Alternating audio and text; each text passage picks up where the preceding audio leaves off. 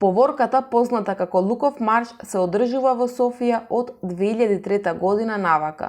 Целта на организаторите е да се оддаде почит на, како што се вели, бугарскиот херој, патриот и маченик, генералот Христо Луков, представен како невина жртва на комунисти-терористи. Од која страна и да погледнете, тоа е неонацистички марш на претежно млади неонацисти од Бугарија, но и од Европа, кои маршираат со запалени факели, во качулки и друга фашистичка символика.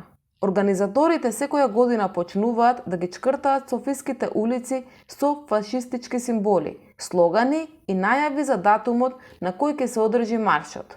Луковиот марш официјално е забранет. Формално, против него се изјаснети сите парламентарни партии во Бугарија, а истиот има поддршка само од ВМРО БНД на европратеникот Ангел Џамбаски. Сепак, суштински, против овој марш на терен се единствено анархистите и левичарите во Бугарија со поддршка од сродните организации од регионот. Секоја година се одржува антилуков марш, чија цел е да се исчистат софиските улици од фашисти. Оваа година антифашистите успеаа во целост. Неонацистите беа обесхрабрени во самиот старт. Освен спорадични мали групи на провокатори, неонацистите воопшто не маршираа, затоа што прогресивната младина навремено ги зазеде улиците.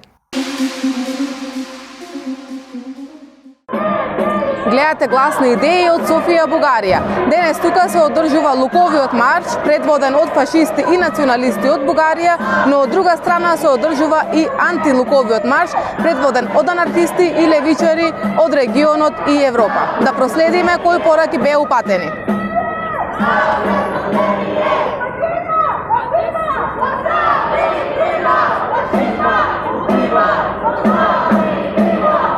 Сега сме се събрали заради проявлението им в проповядването на фашизъм и национализъм. Едното е продължение на другото, но истината е, че всички потисничества са свързани.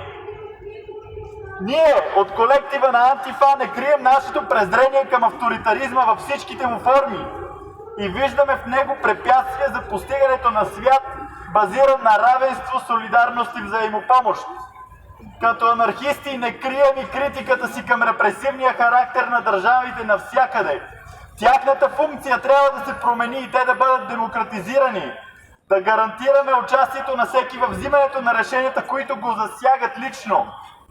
Не просто чрез символичните ритуали на гласуването, които делегират властта и отговорността на елити, а чрез реалното участие и споделяне на отговорност от всеки и на всяко ниво на обществото. Ние сме тук, за да говорим за културата, която хората зад Луков марш олицетворяват. Ние сме тук, за да говорим за неонацизма, но и за национализма, за подклажданата етническа нетолерантност и омраза към роми, турци, бежанци и мигранти, срещу обявяването на хора за чужди и вредни, за да им бъдат отнети правата и човечността. Тук сме заради така наречения български народ, велики и онеправдан според националистите. Този народ, формиран на историческия кръстопът на неспирни човешки преселения, формиран от съжителството на безброй племена през вековете, живели заедно в рамките на една или друга империя. Днес расизмът е и културен, но той си остава расизъм и всички негови форми целят да ни разделят или да ни държат подчинени и лесно управляеми. Ние сме тук, защото вярваме, че тяхната идеология принадлежи на миналото и един друг свят е възможен. Защото вярваме, че щастието на всеки зависи от всички нас и никой не е свободен, докато другите са потиснати. Затова ние казваме отново: не на нацизма, не на Луков марш! Не на нацизма! Не на Луков марш! Не на нацизма! Не на Луков марш! Не на нацизма! Не на Луков марш! Тук имаме наши съмишленици, както казах, от много страни, но понеже национализма на Балканите е така доста популярен, имаме тук наши приятели от Сърбия и от Македония, и искам да кажа това: България, Сърбия, Македония, врагът ни е в банките и министерствата! България, Сърбия, Македония, врагът ни е в банките и министерствата! България, Сърбия, Македония! Врагът ни е в дойките и ние ни сърцата! Alerta, alerta, antifascista!